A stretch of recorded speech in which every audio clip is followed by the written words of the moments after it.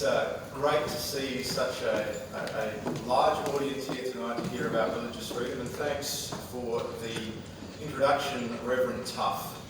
I think I would have been a lot better behaved in church as a youngster if I had a minister called Reverend Tuff. So I'm here tonight and I've been asked to tell you some stories. Stories about Australians who are under attack, Australians who are facing hostility for living out their Christian faith in the public sphere. I'm a father of 6 children, so I'm a storyteller who occasionally practices law. So this is right in my wheelhouse. Now, I'm not going to get through all of the stories of all of our clients. We do have a resource here tonight, a glossy brochure, and it is this brochure here, and you can get it from Alex, who's a lawyer working for me, who will be manning the Human Rights Law Alliance desk on the left over there. There's plenty of copies, so please take one and read about all of the cases, because we're only going to be able to touch a small number. It'd be interesting to know how many people were at the ACL conference, Not Ashamed conference. Can I see a show of hands? Okay, so a few people, which is good, because some of the stories I'm telling tonight are stories that were also told at that event, not by me, but by the clients themselves. You'll have to be happy with my rendition of them. I want to tell you about Australians, ordinary Christians, ordinary religious Australians, and their experiences where their faith has gone up against the wall, come up against attack when they challenge the popular and the fashionable ideologies that are increasingly taking over in our society. The first person I want to tell you about is Jason Tay, a photographer from Western Australia. The second couple I want to tell you about are also from Western Australia, and it's an interesting contrast when you see the difference between how the two have been treated as they go through the legal system. So Jason Tay was originally an engineer, but he has a passion for photography and is a deeply convicted Christian. He particularly has strong convictions on marriage. And he, in giving up his career as an engineer, becoming a photographer, wanted to be part of a celebration of what marriage is, men and women marrying for life. Now, Jason was aware that the legal definition of marriage has increasingly been challenged and that there was change on the horizon. So Jason had already prepared for the situation in which his conscience on marriage might be challenged by a client coming to him. And he had prepared a statement that he would give to clients who wanted him to celebrate, say, same-sex relationships and the like, that said, "My name's Jason Tay, I am a Christian, I have deep convictions on this matter. I know that in order to give my full service, I need to be invested in your occasion. For certain celebrations I can't do that, but I can recommend you to others who can provide that service." He said to them, "If you still want to use me to take your photos, that's fine." Now, Jason had given people this advice on a number of occasions when they'd come to him with absolutely no consequence. People understood his position. There were plenty of other people who would provide them with photographic services, and they moved on. After the same-sex marriage postal vote and the change in the law, he was approached by a lesbian couple who wanted him to take photos to celebrate his marriage. And he gave him the material that he always gave to his clients. The first thing that happened to Jason was that he was complained about on Facebook. His business on Facebook was targeted by the couple who took the large and friendly explanation that he had given and cut and pasted the one bit which looked like he had refused to provide them services. This led to about a week of unrelenting attacks on Jason through social media. Each day he would get more and more posts to his Facebook page by activists and by others condemning him for the stance that he took. Now bear in mind that Jason never actually refused to give anyone any services. Now after about a week, The Facebook posts started to dribble to a halt. Jason thought the worst was over. He wakes up one day and he checks his inbox to see something from the Equal Opportunity Commission. The couple was not happy with merely pressuring Jason on social media. They had made a formal complaint of discrimination under the Equal Opportunity Act in Western Australia, claiming that they had been discriminated against. Now, it's really interesting to get into the minds of people who experience a claim like this. Jason says that his first response was one of disbelief, but one that this wasn't a big deal, that this was all a mistake, that it was going to go away. He phoned up the Equal Opportunity Commission and said, look, there's got to be some mistake. I have not discriminated against anybody. They assured him, this is a real claim, it's serious, you're going to need to respond to the claim and you should get legal advice. Jason felt quite alone when he first received this claim, when he saw the claim against him, and that's when he reached out for help from the Human Rights Law Alliance. Now, Jason was called into the commission, and the first stage is a conciliation where the parties get together and it's hoped that they can talk about their issue and resolve it. Jason was of the view that when he turned up to the commission, there would be a neutrality and impartiality in the way that he would be treated. That there would be an understanding from the people in the commission who deal with these claims day in, day out, that he had not discriminated against anybody. He had merely stated and expressed his beliefs on marriage and given them the option of going somewhere else. That wasn't the case. Jason was put under immense pressure in that conciliation hearing, and it was only because he was accompanied at the last minute by a lawyer who was able to give him some advice and some support that he wasn't pressured into making a settlement which would have included money, an apology, and also some Facebook posts reflecting that he had done the wrong thing, which he wasn't willing to do.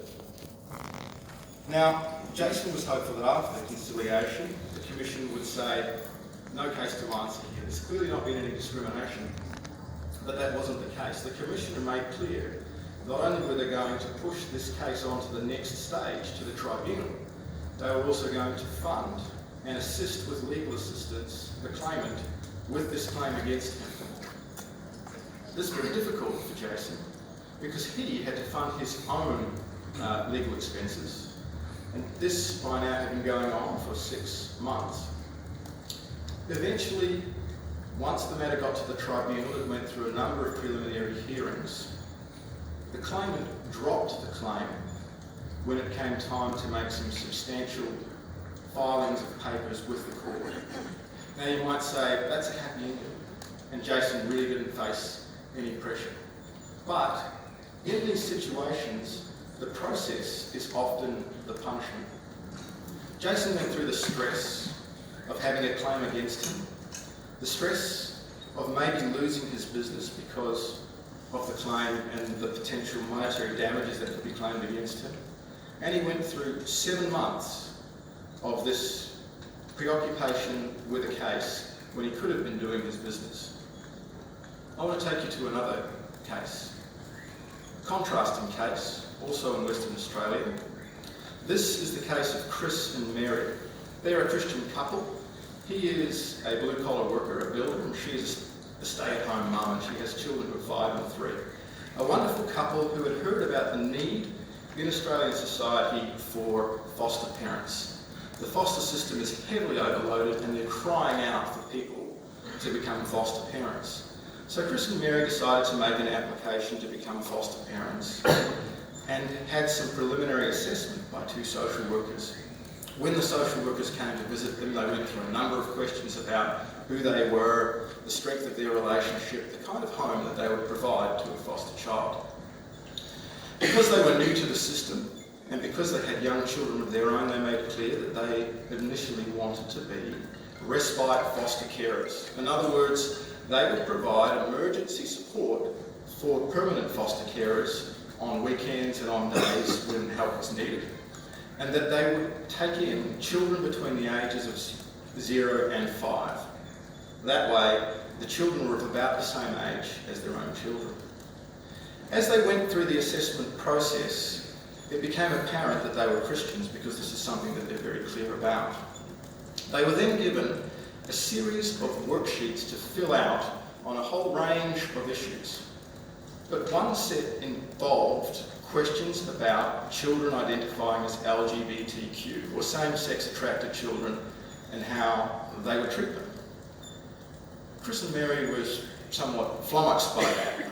This is respite care for children between the ages of 0 and 5, not really the kind of children that would present with these kinds of issues. But they quite openly told the social workers of their Orthodox Christian convictions on these matters. The change was dramatic when they said, look, we wouldn't be able to accept a child who identifies as LGBTQ because as Christians we believe that this is a sinful lifestyle choice. If we were in a situation where we had a child placed with us long term, we would never kick them out. While we would not be able to support their lifestyle, we would certainly support the child and treat them as one of our own children. So that's the summary of what they told these assessors. The result was all of a sudden lack of contact. They kept on phoning up to ask when the next assessment was going to be, and they were given delays, and they were given talks about how they would need to fill out more forms and do more worksheets. Eventually they were told that their application had been terminated, and they were told that they were unsafe to foster children because of the beliefs that they expressed.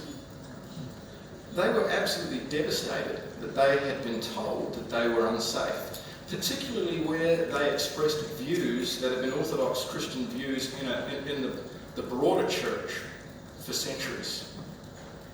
So they looked at their options, and they came and spoke to the Human Rights Law Alliance and commenced a claim for discrimination in the same equal opportunity tribunal.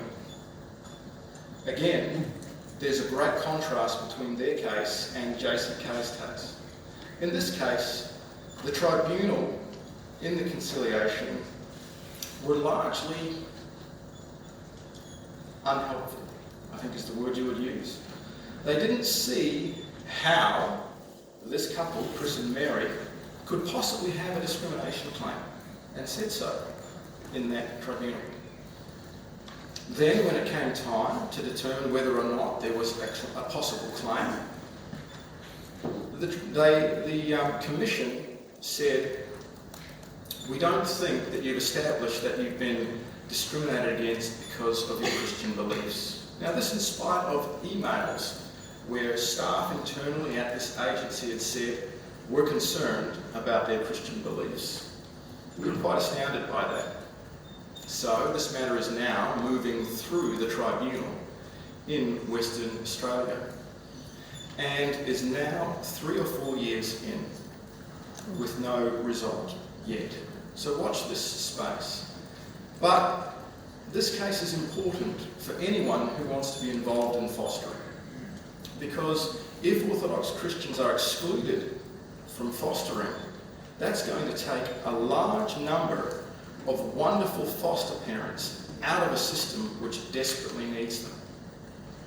And I'm sure that there is a way in our modern society that we can make accommodation of both those with strong religious views and also those who are same-sex attracted without having to drive Christians out of that area of service.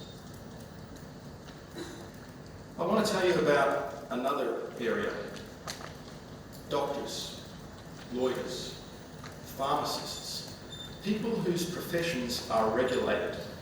These are people whose jobs depend on having a qualification given by a university and then the oversight of a regulator from year to year to continue to practice.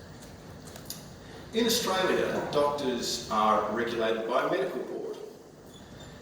This medical board makes sure that they are fit and proper persons to be doctors and to continue to be doctors. One of our clients is a Muslim doctor who was engaged in a Twitter conversation about abortion.